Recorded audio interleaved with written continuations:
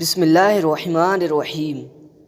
پیارے دوستوں، آج کی ویڈیو میں ہم آپ کو حضرت عمر رضی اللہ تعالی عنہ کا بہت ہی پیارا فرمان سنانے جا رہے ہیں، لہٰذا تمام ناظرین سے گزارش ہے کہ ویڈیو کو لائک کریں اور حضرت عمر رضی اللہ تعالی عنہ کے اس فرمان کو زیادہ سے زیادہ لوگوں تک شیئر کر کے ثواب کے مستحق بنیں۔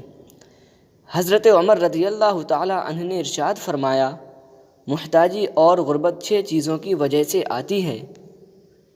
نمبر 1، جلدی جلدی نماز پڑھنے سے۔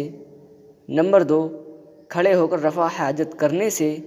نمبر 3، کھڑے ہو کر پانی پینے سے۔ نمبر 4، منہ سے چراغ بجھانے سے۔ نمبر 5، دانت سے ناخن کاٹنے سے۔ نمبر 6، دامن یا آستین سے منہ صاف کرنے سے۔